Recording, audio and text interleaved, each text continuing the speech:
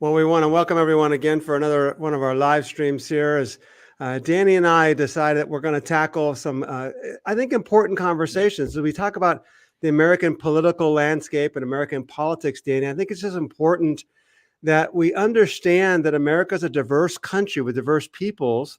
And one of the big issues that has arisen, obviously, in the last 5 or more years, but really for much of American history, is the issue of racism. So I think, Danny, I just want to have this conversation of racism tonight.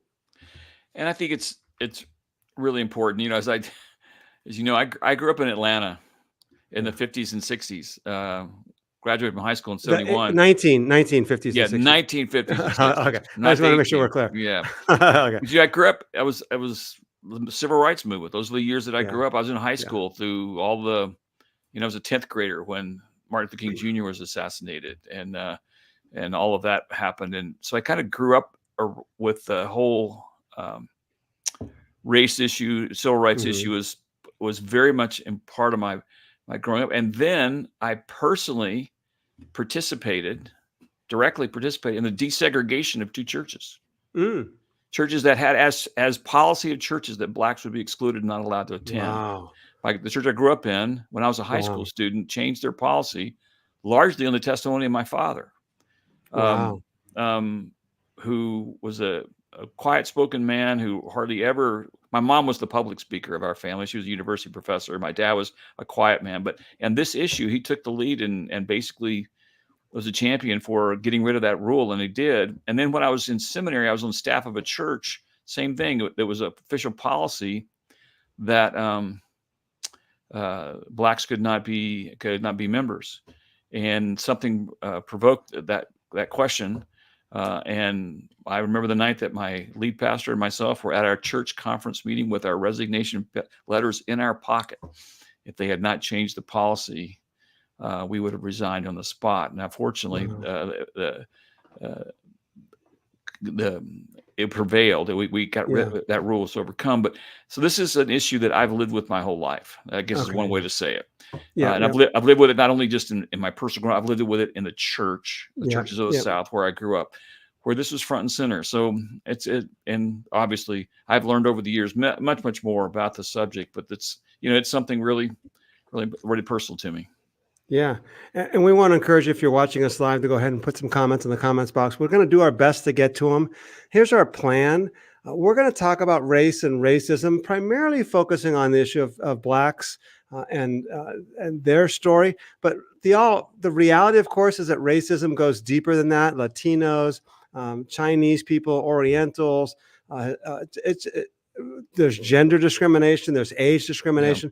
So there's a lot of other issues that we can go to. So I had a conversation today, Danny, at the university where we were talking about a couple of different issues and religion and religious diversity. And one of my students simply said, well, how do we explain to somebody what you're telling us when they don't want to listen to the facts or to other people's thoughts? And I said, the best thing you can do is tell stories. Tell stories, because when people are confronted with a real story of real people, they don't know what to do with it. You can't just dismiss that. You can say 41,000 people in Gaza are dead. It's just a number. But when you say this person and that person in Israel or in Gaza, it makes it real. So we're going to have a conversation tonight, and then maybe again next Tuesday, or not maybe again, but next Tuesday night, just to lay the foundation for some of the issues. As Danny and I have come to awareness, we'll talk about our own coming to awareness of them. And then next Thursday, and this is obviously September 24th, Tuesday night, so October 1 and October 3 of next week. On October 3rd at 10 a.m. Pacific, 1 p.m. Eastern time, we're going to have a conversation with 2 gentlemen that you know really well, Danny, and they work in Compton in a multi-ethnic church. And so we're going to hear their stories and their testimony. Great stuff. Yeah, and we'll probably have some more conversations too. I don't think we can resolve all of these issues then. So So my introduction to this issue, and here's what I find interesting, Danny. So I started writing a book. I think you know about this a little bit. Back in 2016, I started seeing the country kind of getting, splintered, obviously, with the election of Trump and everything else. And I'm thinking, and I'm watching Facebook, and I'm watching all these things happen as Christians are interacting. Like, okay, first off, you're not interacting Christianly. There's not a lot of Christian behavior and love and and concern for the other, the way we're behaving. Right. But then I was thinking, and you're also not really arguing for kingdom principles at all either. I mean, we've lost sight of the mission and the purpose of the kingdom itself. So I started writing a book on the gospel and the kingdom, which I think you might know. I have a co-author, Ian, and he's writing a fantastic. Right. The book's going to be great just because of Ian's contributions. I don't know what I can do with it, but it's going to come out hopefully in the next year or so. And I thought, let's lay out what the gospel is, what the kingdom is. And then maybe what I'll do is at the end of the book, I'll have a chapter on race. I'll have a chapter on gender. I'll have a chapter on immigration. I'll just have a chapter on all these issues, but I'm not an expert on these issues. So what I'll do is I'll introduce the questions and then maybe have like a bibliography. Here's a place to go to get more resources. So I began studying and researching the issue of race and racism at the time. And I started seeing things I'm like, I had no idea. And Danny, my story is I'm a public school student. And now we can say, well, Rob, you have ADD and you didn't do very well in school. Okay, that's fair enough. I'm a public school kid too. It is fair. But my bachelor's degree is from Cal State University, Hayward, in history. And I was learning things. I'm like, I had no idea about any of these things. And so I think that's kind of the context that I'm coming from, is telling stories and understanding a context of, I had no idea. And I'll let you speak here in a second, Danny. But if we're going to understand the other, we have to understand the other. Why are these people lighting Portland on fire during Black Lives Matter things? Like, well, I think if we understand their stories, it might put context to it. Whether it justifies it or not is another topic. Yeah, I agree. I think, as I said, I grew up in the South. My mom was a public health nurse and then a professor of public health nursing. And so she was a pioneer in the field of public health for the poor. So I grew up around a concern for that. Even I didn't know how odd it was at the time. That my mother had this perspective on serving the poor. It just was natural because that's what we did in our home. That's what she talked about and was involved in. And then, I mentioned being involved with churches. Then the first church I actually pastored was in rural Mississippi, and this is in the late 70s and in the 70s and early 80s, and there was still an amazing amount of racial tension and violence that went on during the time when I was living there. So all these things were formative for me. But then, it wasn't until in the last 10 years that I began to even realize how many gaps in my own history. And there was a telling thing I heard. George Will, who's in his 80s now, the conservative pundit, Ivy League grad, made a comment a few years ago that he was that many years old, late 70s, early 80s, before he'd ever heard of the Tulsa massacres. Right. And I bet most people don't know what they are. They haven't. I didn't know. He said, I never had a history class. This guy was, private schools, Ivy League schools, studied, he was a journalist, but also history. And he's like, I never was taught that anywhere. Yeah. And so same thing with me. I never had heard of the Tulsa massacres until a few years ago, or within the last 10 years.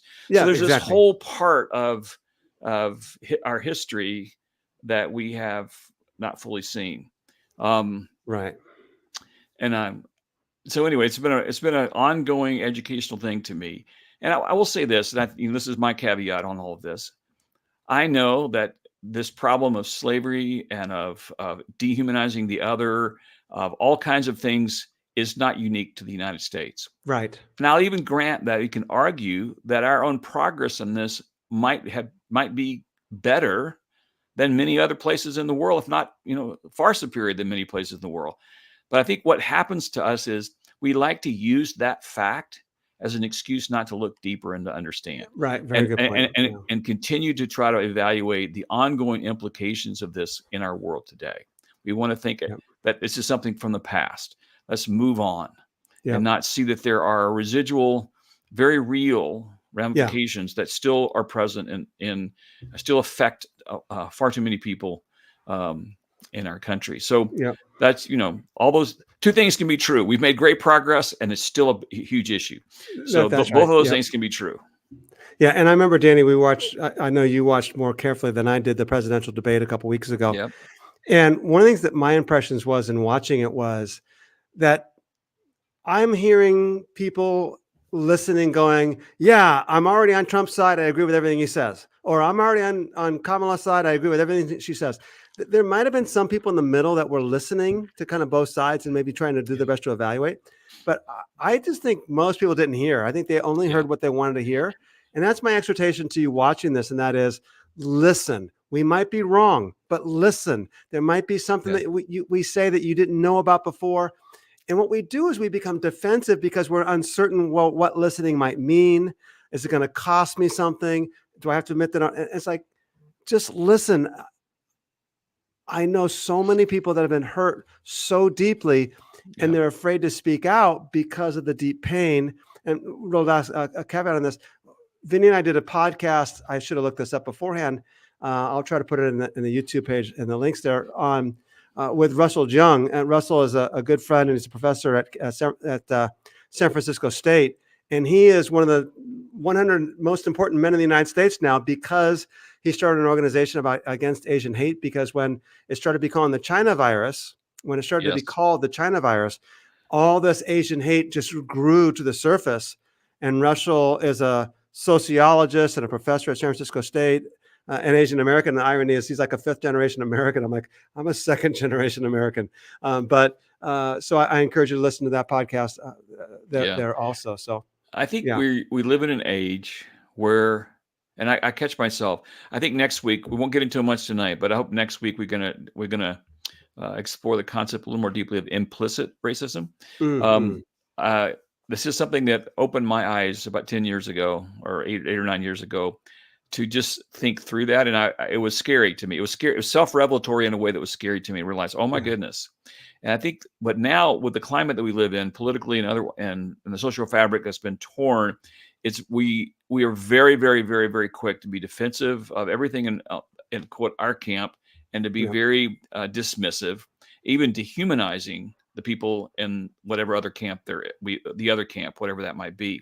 And that works both ways. It's not a right thing or a left thing. It's a human thing. And it's unfortunately become a very American thing in the last 8 years. And I think we've all slid into that habit of almost immediately being defensive. Yeah. So in all of the things we've discussed on these live streams and others, I keep trying to tell people, you don't have to agree with us. Just listen and think what you're saying. Consider some different points of view. I want to learn. I mean, I'm learning all the time, things I never understood before. So I think that's sort of the background for what we're trying to do here. Yeah, exactly.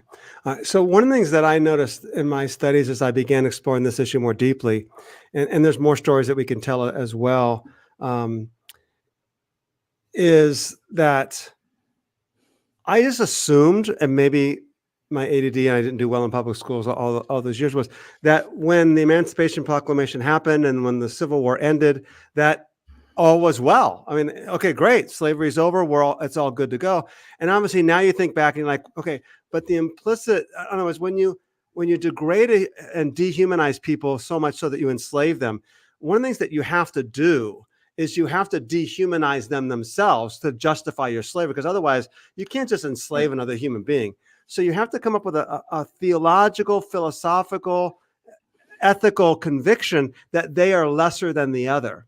And so, go ahead if you want to add something. I think you're right on point. And I think what we need to recognize is the concept of race, of the construct of categorizing people by skin color, ethnicity is relatively new in human history. Yes. It only goes back about 400 to 500 years max, and really only 300 or so years.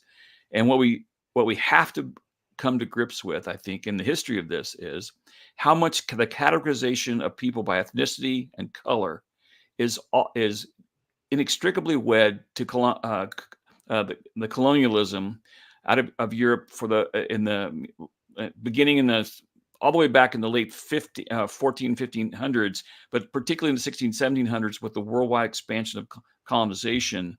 There was, and we talked a little bit in our introduction about and the way we promoted this, about the complicity of the church.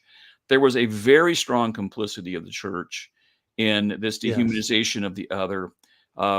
In fact, there was the doctrine of what was it called? The doctrine where it allowed for people to actually justify the colonization of others. I think you're talking about the doctrine of discovery. Doctrine of Discovery, excuse me. I knew word couldn't come. A Doctrine of Discovery, which had there was a papal bull in the late 1493, that basically said that all non-Christian non-white groups were inferior.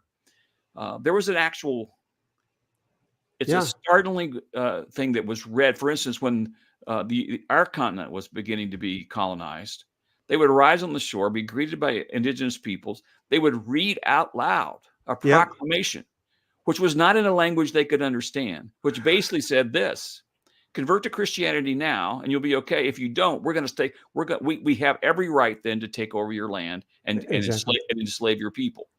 Now, that papal bull, Danny, was 1493, a year after Columbus, which shows you the context in which the papal bull came. Yeah. And so from the very outset, there's been this legacy with colonialism tied toward it was a justification for the colonialization of so much of the developing world, we call the developing world now, and by making them out to be lesser than and dehumanizing them. And that we live with that legacy tainted so much of world history from the 16th century on. And Danny, you're right how much the church was complicit in this. There was a law in England that said a Christian could not be enslaved. Yeah. And so a black woman who was enslaved went before Parliament and said, hey, I'm a Christian. And so they began realizing, and what they ended up doing instead of saying, oh, well, let's free them all, was to say, let's not preach the gospel to black people so that they can't be saved. And then later it became, okay, let's not preach the gospel to them because they don't have a soul. They can't be saved. It's just this process of justifying the system of dehumanization. One of the things that I found really interesting, Danny, and I think this is really important because what we're saying is the system, the reason why the end of slavery didn't resolve the problem was because there was this implicit bias, this inherent racism that was just part of the system that we had come to accept to justify the act of slavery. So the Declaration of Independence says, we hold these truths to be self-evident, that all men are created equal and that are endowed by their Creator with certain unalienable rights, that among them are life, liberty, and the pursuit of happiness. By the way, the Declaration of Independence also calls Native Americans vicious Indian savages, justifying the dehumanization of them. Right. And so the question that happened early on in the founding of the United States was whether the Declaration of Independence meant to include everyone. And I just assumed that it did in my school, right? Yeah. Oh, all men are created equal, and all men and all women are created equal, which that's another topic. Well, what happened was in 1790, the Congress was newly formed, right? So I think 1789, right? The formation of the Congress, right? And the Naturalization Act of 1790 was the second act ever passed by Congress. And they were addressing the question of, did the Declaration of Independence apply to all people? And the Declaration said, of the Naturalization Act in 1790 said, any alien being, a free white person, who shall have resided within the limits and under the jurisdiction of the United States for a term of 2 years may be admitted to be a citizen thereof. It explicitly says, actually it applies to white persons. And there's some really crazy things in American history. We won't go down that path now of like, who is white? There was a Native American, and people an Indian man. And people would be petitioned to be declared white so they could get these rights. An Indian man went to the Supreme Court and said, I'm white because I'm from the Caucasus mountain range. And the Congress said, the Supreme Court said, you're not white. We don't know why, but you're not. And this man actually fought in World War I and wasn't granted citizenship. And it was just crazy. And his argument actually is almost, I probably worth mentioning it. He argued before the Supreme Court. His name's Bagot Thind, Bhagad, I believe it is. And the last name is Thind. So you can look it up if you're watching this here live. You can pause the video if you're watching it later or whatever and do a Google search. He argued two things. I'm white because I'm from the Caucasus Mountains and obviously Caucasian, I'm white. His second argument, this is almost crazy, is he said, because I'm from an upper caste in India and we treat people in the lower caste in India the same way white people treat blacks. In other words, his answer was, I'm not only white, but I behave like white people. Yeah. And I was like, oh my, the audacity to Yeah. make an argument like that. Well, let's, I don't think we can rehearse the entire history of this. No, not at all. Not at all. We've hit on the really big Yeah. points. I think because it's easy to say, okay, that was our history, that was our past. What about now? Haven't we made a lot of progress? And the answer is yes, we have made a lot of Sure. progress. I think that two of the Yeah. areas where a legacy of this, you get through. I mean, there's so many streams we could go on. Jim Crow, Yep. Jim Crow South, and Segregation. then that led then eventually into the forced labor of incarcerated peoples, and that's a whole nother stream that's It's important. called peonage if you want to look up. Yeah, it's incredibly important. Peonage. Very important. But two of the legacy things I think that I didn't really appreciate fully were on two critical aspects of society where our history impacted the lives of minority groups, particularly Blacks, but also Hispanics and Native Americans for sure. And each of them have their own unique place in the story. Yes. And that is in the areas of education. Yeah. The way we have done education in our country. And secondly, land and property and what we would call, because in the United States, one of the most common ways to build generational wealth is through land, homeownership land. Yeah, right, exactly. And that's the primary way that generational wealth, not the only one, but the primary one that has been financial stability and generational wealth has been through the ownership of property, through homes. Yeah, yeah. And in both of those areas, there were a myriad of policies and laws that restricted, that shaped the way minority groups, particularly Black Americans, could participate in those two streams toward progress, if you will, and full ability to participate in what we call the American dream, whatever that means. So I think it's important that we highlight that. And there is very distinct complicities in the church on both of those streams. Yeah, exactly. Absolutely. Let's address the first one, and that is education. I fundamentally believe, from my experience and everything else, that education is the primary path out of poverty for most people. There's a fantastic book, Danny, by a man named Isildain Abulesh, who's actually a Muslim citizen of Gaza back in 2011. And he tells his story growing up in Gaza, the poverty and how bad it was, and how he realized as maybe a 7 or 8 year old child that this is back in the 90s or late 80s, that he realized, I'm going to have to get an education to get out of this. It's the only way I can do it. And he actually worked his way up to becoming a medical doctor and was actually used in Israeli hospitals, being a woman's doctor there, and was notorious. He was famous because they knew him in Israeli hospitals and everything else.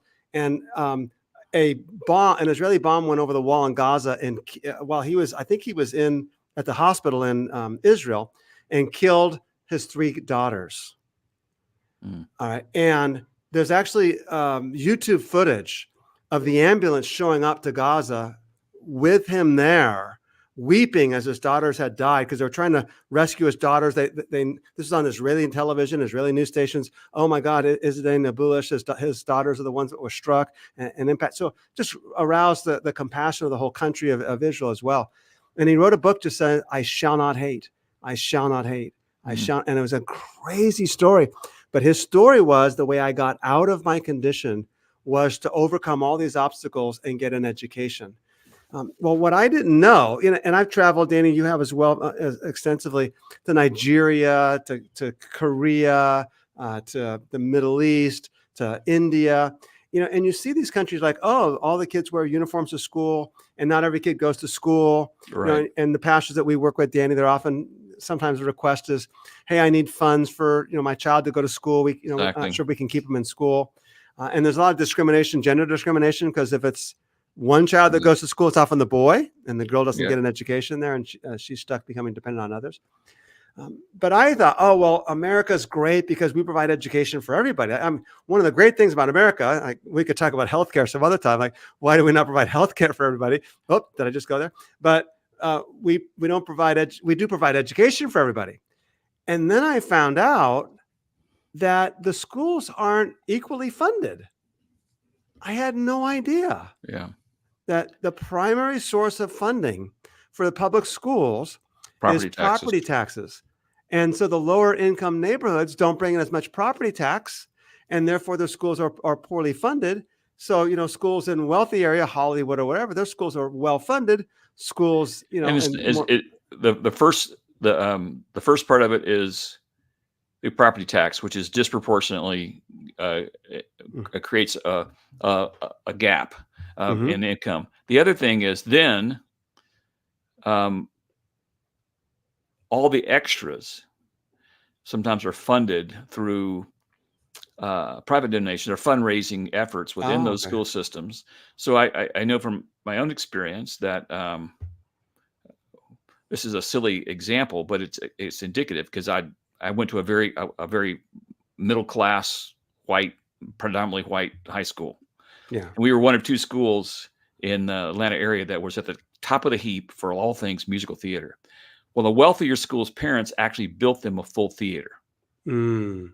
In our school, we had we had to do it in the gymnasium and build all those, stuff like that. And I thought, and my school I saw all kinds of privilege in it. I'm not saying we had an inferior, but it was one of the first times I noticed, besides the way schools are funded, wealthier parents are able then to supplement that by funding programs, booster clubs, those kinds of things. So the whole system allows for a better opportunities, better buildings, better opportunities for more funded, well-funded systems than we see in the poorer communities in our country.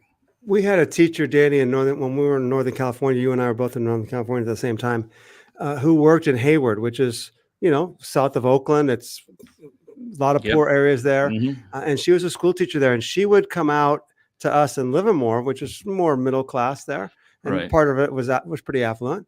And she'd say, "I need pencils, I need paper, I need." These are basic resources that they just couldn't do school with because the school didn't provide them for her kids in Hayward. It was incredible, the disparity there. And then I find out, some of these kids don't have textbooks with all the pages, or their textbooks are 20 years old because they can't buy new ones. During COVID, I was working in Bakersfield at the time. And, a good friend of mine, Danny, was teaching at one of the rural schools, and the kids were online because because they were in a rural area, the parents were fairly poor. They had to work in the fields. So here's a high school kid who would be on the Zoom call, and the two brothers and sisters will be sitting next to them because they had to babysit the brothers and sisters while they did school. So you see this kind of disparity. So a couple of statistics really briefly, and that is public school students enrolled in urban districts receive on average $2,100 less per pupil than their suburban counterparts. And I think this statistic is a couple years old. And 4,000 less than students who attend rural remote schools, according to a recent study by Ed Build. Within cities, kids in predominantly non-white districts receive less than kids in predominantly white districts by about $1,321. So as soon as you make education disproportionately inequitable, you're setting a system up where it's going, especially because inner cities are predominantly more ethnically diverse, Black, Latinos, Asians, and not necessarily Asians per se, but others, non-white, whites are in the suburbs. Now we're going to have a racially inequitable system. And what I saw, again, my experiences as a Southern American was that as the other problem where I find the complicity in the educational system of the church is that in the 70s, as civil rights movement began to try to push for equity, and so many of the places in the South, I'm sure it happened to other places, but my personal experience in the South is the rise of Christian private schools. As once the schools began to be integrated, and there was questions about how that would diminish quality. There are other was that there was a rise of private Christian schools all across the South. And these private academies were affordable mostly to whites. They could only afford to put their kids A there. lot of them were whites only schools just Schools. because they charged Exactly. tuition to an extent that the blacks couldn't Exactly. afford it. And And that it was was racially motivated. It was like, I don't want my white exactly. daughter marrying a black boy, so we can't integrate the schools. That Yeah. was Go a ahead. huge motivator for it, and Yeah. there was historically, there was a theological underpinning to that. Yeah. I grew up in an area where particular in rural, South, there was still in many churches a strong theological conviction that the unequally yoked passages of First Corinthians Exactly. were also meant racially, that marriages should be racially consistent. And so interracial marriage was a huge fear. If you put them in the same, put a bunch of teenagers in school together, they're going to have this attraction, which of course is absolutely true. Yeah. But it was there all these factors came into the way that it sort of fractured our school systems, empower. And then when I was living in Mississippi, and in the late 1970s, there was and I lived what at the time was the poorest per capita income county in the United States. That's changed since then a little bit, but that was true when I lived there in the late 1970s, and 79 to 81. And there was a white academy. It didn't call itself Christian. It was a private school, but it's where all the white kids of affluence. So what was left in the public school Right. were blacks and the poorest whites. Yeah. Who could not afford that. And so and there was little to no investment or care about the public school system by the people of Mainz in our county. And so there was always, it not only discriminated against blacks, it discriminated against poor whites as well. Poor people, Right. basically. Poor people were discriminated against. They were predominantly black, but not exclusively so. There's That's right. definitely some poor white people that suffered because of this educational gap too. So there's just all this history of it. To be honest, I don't have off the top of my head, I can't give you all the solutions to those problems. What we're outlining tonight is that there have been ongoing impact Yes. of the racial divisions of that, and Yes. and it's Yeah. That's right. it's really strong. Let's broach the other topic here briefly. We don't want to, we want this to be 35, 45 minutes in total here tonight. And then what we'll do next week is we'll come back and talk about some more of the, maybe we'll discuss the Tulsa riots and some of the more historical contextual things. What's a sundown town? Things like that, just to help understand what the story behind it is. And then of course, next Thursday, we'll have the conversation. But the second issue that we brought up, what you seem like you want to add something? No, I agree. I think that, and out of this too, this so people can know the trajectory of this. When we get to next Thursday on the 3rd, when we're talking with my friends from Compton, we wanted to see how can the church be not complicit in the problem, but complicit in the solution. Exactly. And partner. Exactly. And I think so just let people. We're not going to be. Our goal is not simply to gripe about the problems. Yeah, exactly. We want to move eventually into a prophetic place of what can we do. Right. So the series is going to move toward that. As we move forward. The other issue is property, is home ownership and land. Let me just give you one little background from, again. Okay, sure. On that. I grew up in the civil rights era of Atlanta. There was a huge controversy in the 1960s in Atlanta. We weren't the only place that it happened, but it was a big deal. And it was going on when I was in high school. There was a concept called blockbusting. And blockbusting was, there was actually two major real estate companies that eventually got prosecuted for violating civil rights on it. Brown and Reese and Mitchell Realty. And I grew up, this is where I grew up. But what they would do is they would fund themselves. They would find funding for one black family to move into an all-white neighborhood. And these real estate companies would be complicit in that. They would get one black family who was looking, it was an upwardly mobile, middle class, looking for a place to buy a home. They would facilitate the purchasing of one home. Then in a white neighborhood. In a white neighborhood. And then those same real estate people would go door to door. Yep. To the white people. To the other white family, say, oh, there's a black family in if you don't get out now, your real estate the value of your home is going to plummet. And there were whole streets where they would buy the homes from the white people, right? The real estate agents would buy the homes, facilitate them, and flip them, and they would be the blacks.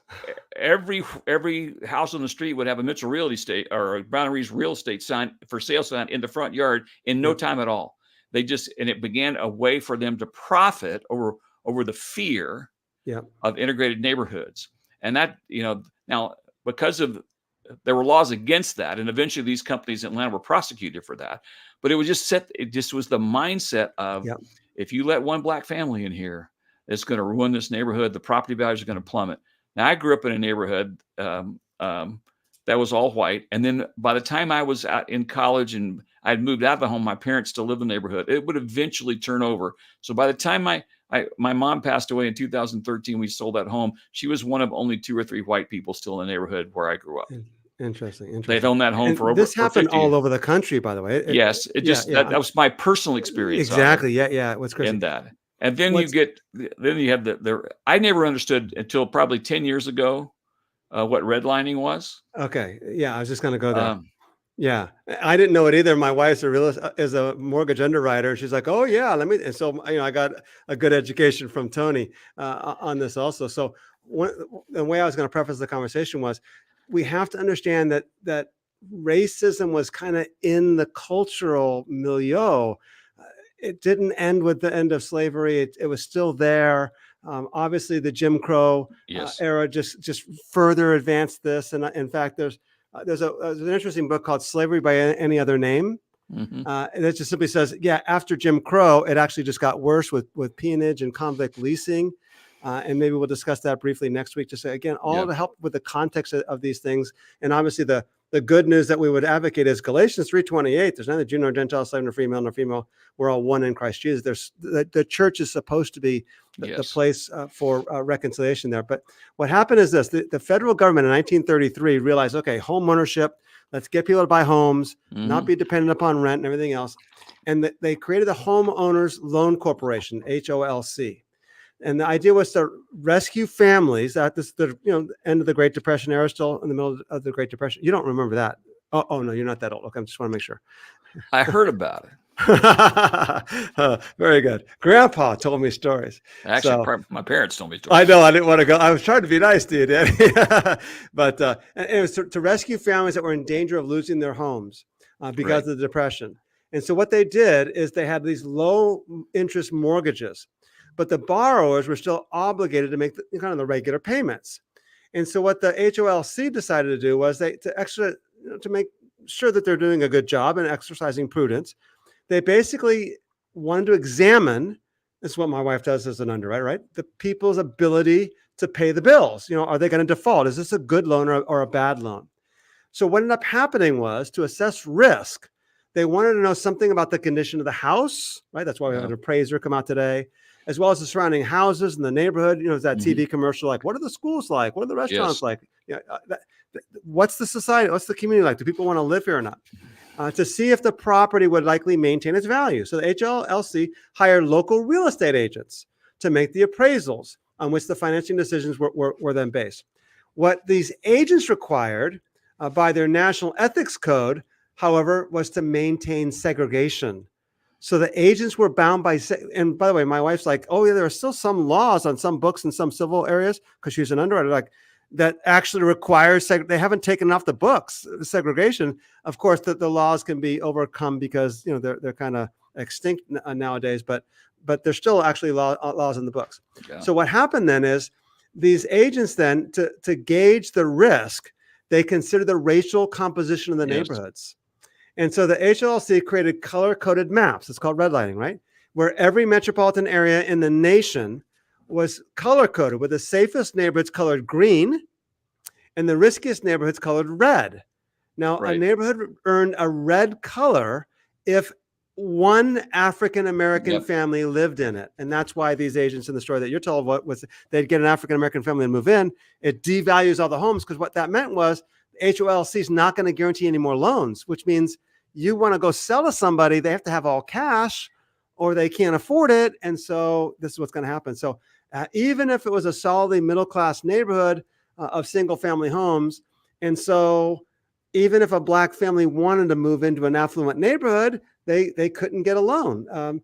And then you have in 1934, the FHA, which obviously is still one of the big issues, agencies today. They refused to insure homes that if for any bank, if a person of color lived in the community because it was deemed too great of a risk. And so when you think about the primary way in America to gain generational wealth, as you said, is through home ownership. And then you think about the fact that home values are tied to the educational system because that's how the schools are funded. Right. This becomes a problem that's going to create disparity and racial diversity and racial injustice, I guess we would say. Yeah, and it's so some people say, well, that's all a thing in the past. I think that what we're trying to say is because these things were true, exactly, and they were true well up into much later in time than we want to recently, admit, right? Most recently, is that it has created a system that sort of perpetuated the impoverishment of certain people, and classes of people, so that they're again, there's huge, prosperous middle and upper class Black communities. Absolutely. But the hurdles that they had to overcome, and the way that and the percentage of people that were hindered from making progress because of these laws is huge. And I think the other thing is it's this whole redlining thing is fundamentally tied to the creation of urban ghettos. All these kinds of other social the ripple effect of it is not just generational wealth, it's the creation of all kinds of social pathologies that have further divided us as a people. And once again, the church has not been prophetic enough and often complicit in some of these kinds of things. Now, we don't have time tonight, but the issue alongside this in the 80s and 90s, once these kind of ghetto areas were created, is the war on drugs. And how it was prosecuted in the 80s and 90s and beyond, but particularly in the 80s and 90s when the war on drugs was at a peak political import. And by the way, that was a bipartisan thing.